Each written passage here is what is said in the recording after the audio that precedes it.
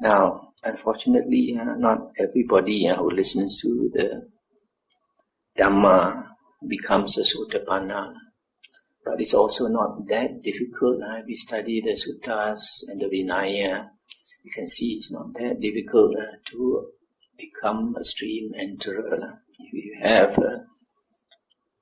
certain good qualities in you.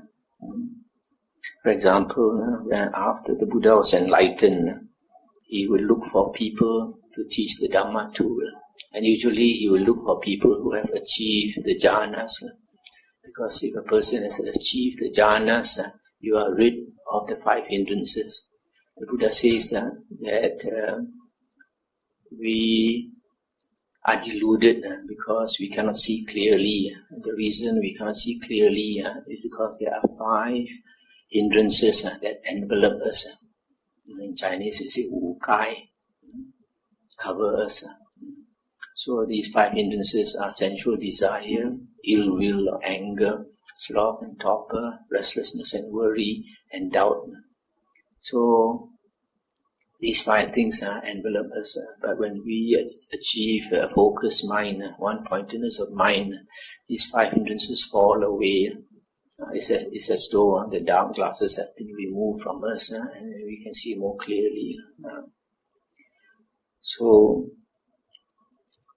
the Buddha used to look for such people, and when he spoke the Dhamma to these people who had attained the jhanas, they understood and they attained various levels of Aryahood.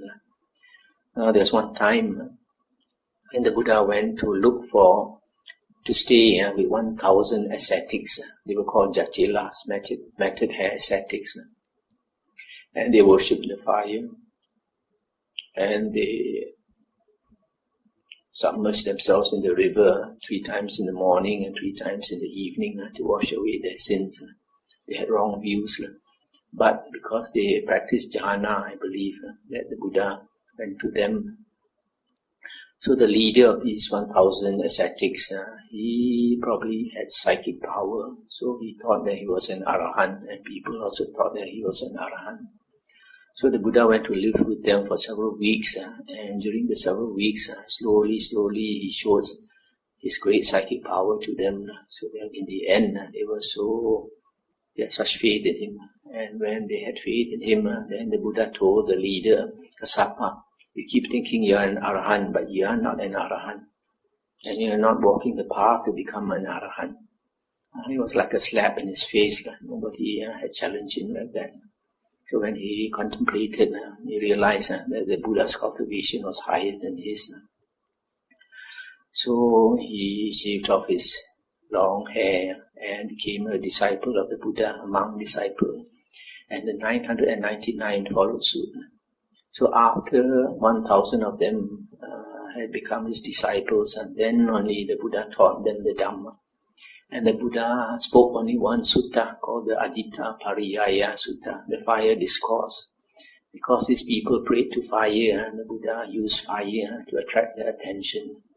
The Buddha said that the world is on fire, the eye is on fire, the ear, the nose, the tongue, body and mind are on fire. What fire? Fire of greed, hatred and delusion. So when they heard this, they paid full attention. And slowly the Buddha led them to the topic of anatta, no self. And after preaching this sutta, because their mind was so clear, they understood. Just one sutta, all 1,000 of them became arahants. And after they became arahants, the Buddha brought them to Rajagaha, where King Bimbisara threw lunch dana for all of them.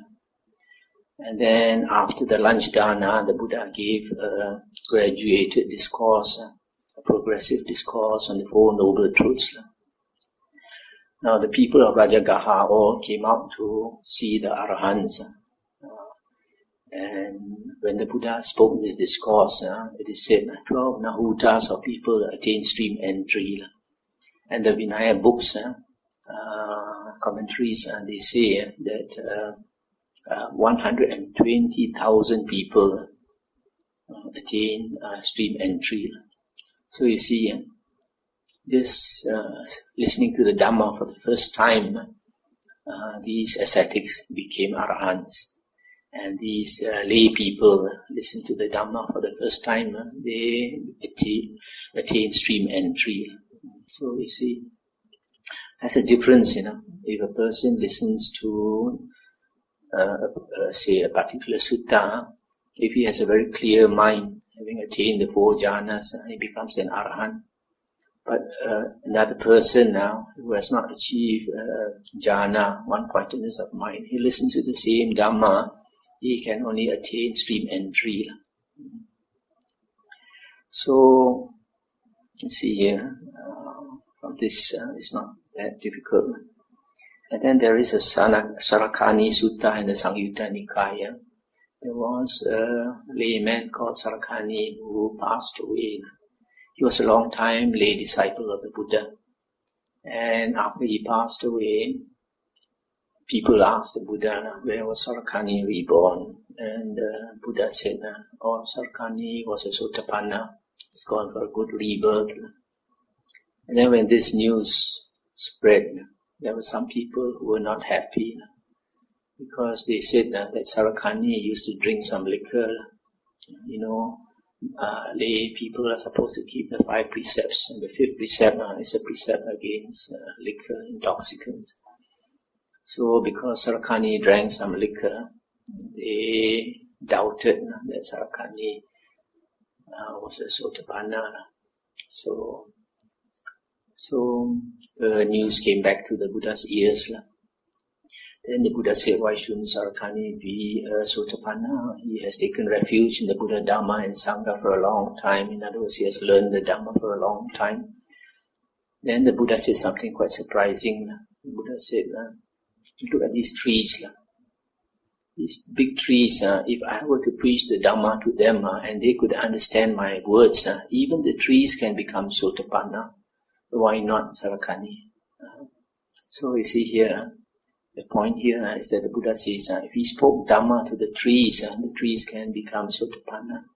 So Sotapanna is achieved by listening to the Dhamma, not by meditation. This is a very important point. But meditation helps. If you meditate and you sharpen your mind, then it's much easier for you to understand the Dhamma. But the crucial factor is listening to the Dhamma. If you listen to the Dhamma, you can attain stream entry. But if you meditate only and not listen to the Dhamma enough, you are not going to attain stream entry. Now in the Vinaya books, we also find that one of the Buddha's disciples called Devadatta, he wanted to take over the Buddha's place as the leader of the Sangha. And in front of the assembly of monks, the Buddha kind of scolded him, said that he was not qualified to take over the Buddha's place. He got so annoyed because the Buddha had disgraced him in front of so many people that he wanted to kill the Buddha.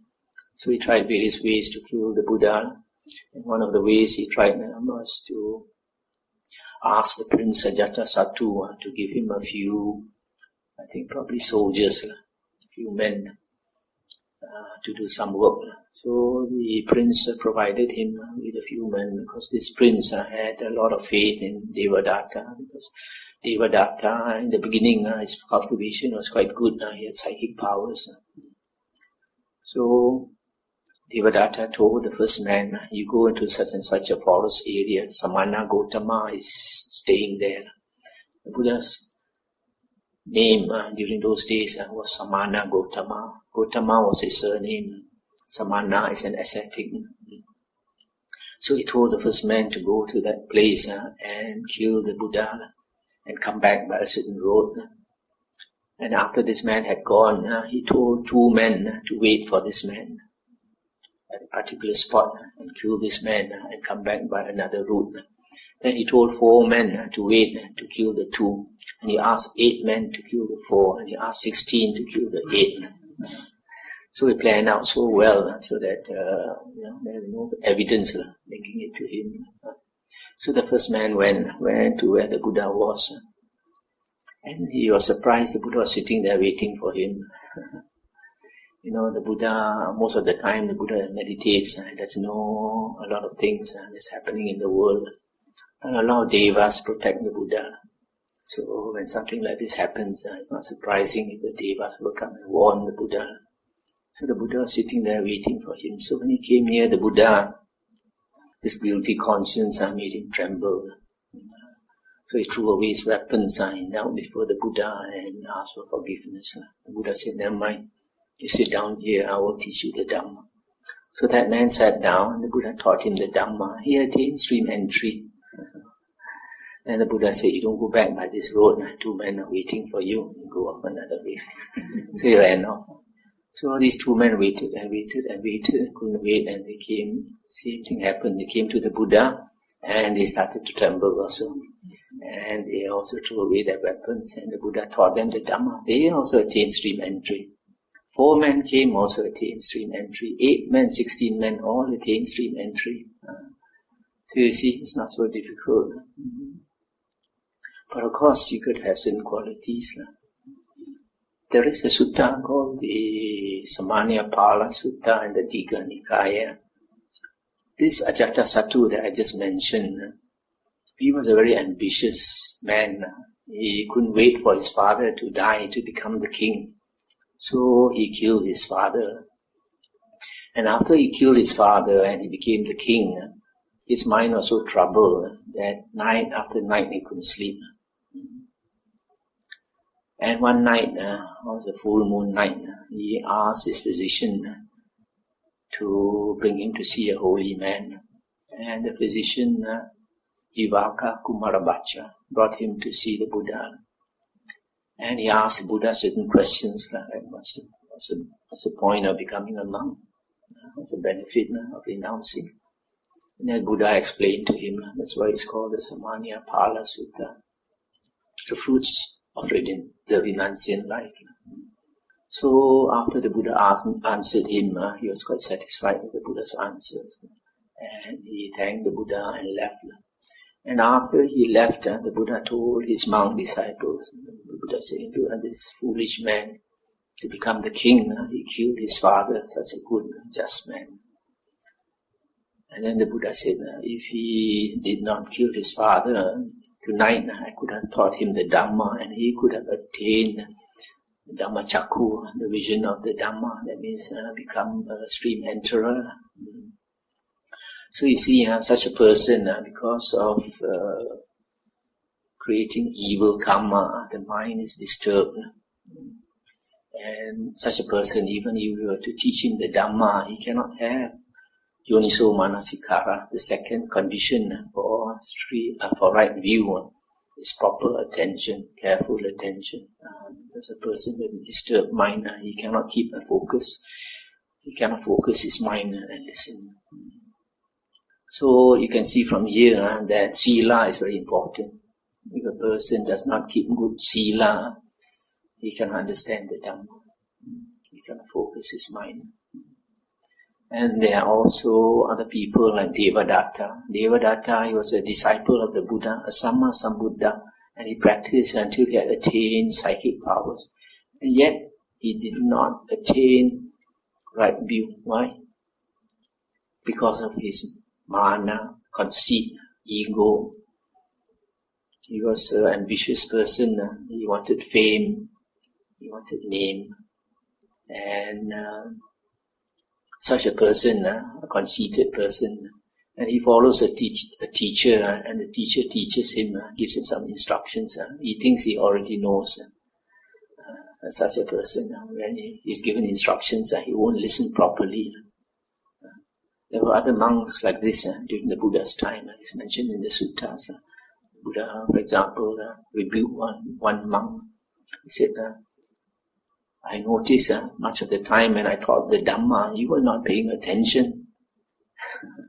So your person is not paying attention, and when the teacher teaches the Dhamma, how can he understand? So he cannot achieve right view. So Devadatta is another type of person who has a big ego and cannot listen to the Dhamma properly. Then there are other people when they come to a monk, either he's not interested to listen to the Dhamma, or when there's a Dhamma teaching, their mind wanders somewhere else. thinking of all kinds of worldly things because there's no interest. So not everybody, when you teach them the Dhamma, they can get right view. Only they have certain virtues. They are spiritually mature enough. The time has come. They are really interested. Then only they can make progress. So basically, this is what I have to say about right view. It's already quite a lot. Now, right view. Why is right view so important? Because you are going to walk a certain path. You have to be able to see clearly. You don't see clearly. You don't know where you are going. You're going to stumble. You're going to fall into a drain or knock your head against the pole or something. So you've got to have clear vision, that is right view, to see clearly where you're going. So when you have right view, then that will lead you to right thoughts. The way you think is also dependent on your view. So for example, people with wrong views, they can do all kinds of things. They can do atrocious things like kill people in the name of religion and all that. So right thoughts, we come to right thoughts. Right thoughts in the sutras are said to have three things in it. Thoughts of loving kindness and benevolence towards all beings. Thoughts of harmlessness and compassion towards all beings. And thirdly, thoughts of renunciation of worldly pleasures, because you understand that they can lead to pain and suffering. So, when you have right thoughts, you avoid the wrong thoughts of ill will or anger and harming others and greed. So once you have right view and right thoughts, you begin to counteract the three poisons of greed, hatred and delusion. So when you have right thoughts, it leads you to the third factor, which is right speech. Why does it lead you? Because before you speak, you must think, isn't it? You think first, you formulate the thoughts in your mind, then before it comes out, it breaks out into speech. So if when you have right thoughts, then it will lead you to right speech. There are four precepts, four factors in right speech. The first is to abstain from lying and cheating others. Musavada. And then the second is to abstain from malicious speech. Malicious speech is speech motivated by anger. There are two types. One is you hear A talking bad about B. You go and tell B, last night it said this and this about you, and you make the two of them quarrel. What we call in Bahasa Malaysia, batu api. So that is malicious speech one time. Another time is to slander people. You don't like somebody, you say all the bad things about that person without any real evidence. Then the third is to abstain from coarse speech, vulgar language, speaking loudly and all that. And you speak gentle words. And the fourth is to abstain from frivolous gossip, wasting time. So the Buddha said that the well-spoken word has five factors. Firstly, it's truthful. Secondly, it's beneficial talk.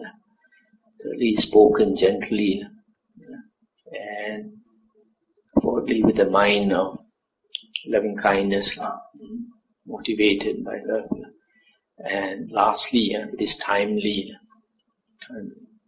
Why timely? Because sometimes when you want to give advice to somebody, if he's in a bad mood, don't give him advice, he's going to explode already. Wait until he has cooled down, then you advise him. So,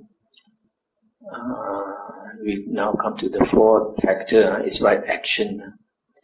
When you have right thoughts, then it gives you right speech as well as right action, because your actions are also based on your thinking. There are 3 factors here also. To abstain from killing. The second is to abstain from taking what is not given to you. Stealing, basically. And the third is to abstain from sexual misconduct, adultery. So these are 3 bodily evil karmas you abstain from: killing, stealing, and sexual misconduct. So that will bring you to the 5th, which is right livelihood. Right livelihood is to earn your livelihood in a way that does not harm others, does not injure others. And if you have right speech and right action, you don't harm others. So right livelihood is, there are no precepts in right livelihood. It is actually covered by right speech and right actions. But the Buddha mentioned 5 types of trade that a lay person should not engage in. One is to trade in human beings, slavery. Although slavery now is uncommon, you still have. Sometimes they catch young girls or they catch children. So sometimes they catch anybody to kill and steal your organs. And then the second one is not to breed animals to sell or slaughter. And then the third is not to trade in weapons, because weapons kill, guns and all that. The fourth is not to trade in intoxicants, liquor, drugs, etc., because it harms a lot of people. And the 5th is not to trade in poisons like insecticides, herbicides and all that, which can kill a lot of life. So the Buddha said wealth should be earned by legal means, without force or coercion, honestly, and without causing harm to other beings. So this is right livelihood. So that brings us to the 6th factor, which is right effort. Here we begin the cultivation of the mind. Right effort is to make effort to observe your mind.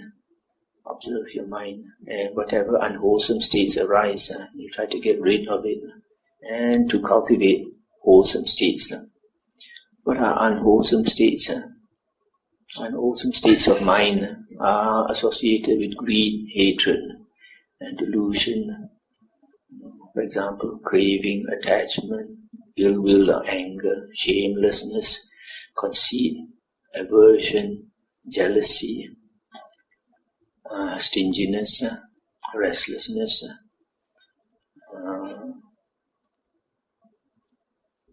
laziness, etc. And then wholesome thoughts, wholesome states of mind are associated with non-attachment, moral shame, mindfulness, loving kindness, tranquility, etc. So, in this right effort, the Buddha said, when evil thoughts have arisen, you immediately discard it, try to get rid of it, and also to prevent the arising of unarisen evil thoughts. And thirdly, to develop unarisen good thoughts, wholesome states of mind. And if wholesome states of mind have arisen, then to promote it, to prolong it, to develop it. So that is right effort. This right effort means that we have to constantly look into our mind. A lot of people, if you don't know the Dhamma, you don't know how to look into your own mind. Very, very often we find some of our friends have certain bad qualities, certain defects in their character. And sometimes when you try to advise that person to change, because he has certain what we call mao ping, or bear, that person gets very angry. Why? This happens very often. Why? Because he does not see that defect in his own character. He does not admit. And also because he does not see it. Why does he not see it? Because he does not look inwards. A lot of people are like that. We always look at other people's fault. It's good at pointing out other people's fault. We never see our own fault. So the spiritual path is not to look outwards, to look inwards. Develop yourself. So when you practice right effort, you start to look at your own faults and change. This is what the spiritual path is all about. To change your character. You know, a lot of us now, you want to go to heaven.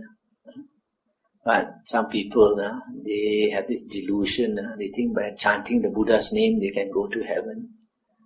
It's not that way. The Buddha says, if you want to go to heaven, you have to change your character. You want to become a deva, right now you got to have the character of a deva. You want to become a devi, right now you have to be like a devi. And then it's guaranteed that when you close your eyes, you are reborn as a deva or devi. If at present you're acting like what you call gu khe, ngao ching,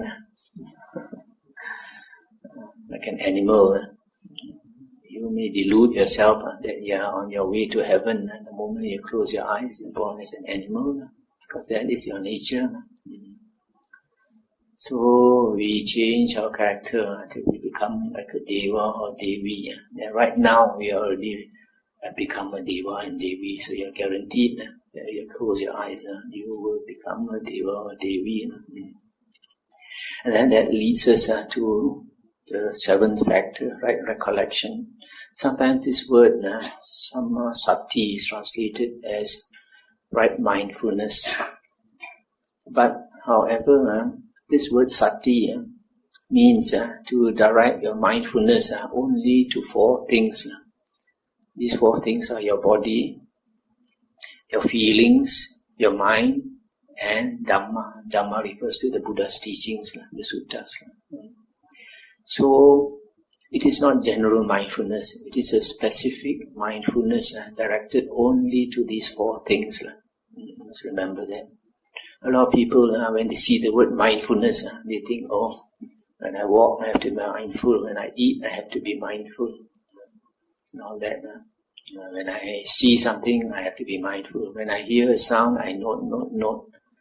That is not the Buddha's teaching. The Buddha's teachings is mindfulness directed only to four things, or specifically to four things. That's why a more proper translation is right recollection, directed only to these four things, recalling only these four things. That's why it's called right recollection. There is another Pali word that is used for general mindfulness. And that Pali word is sampajanya.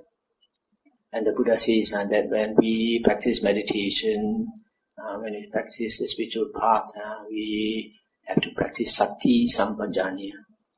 These two words are separate, Sampajanya is general mindfulness. If you practice general mindfulness, it helps you to be in the here and now, instead of your mind wandering all over the place. If you are in the here and now, then it's helpful to your practice of sati. Then only you are able to practice sati.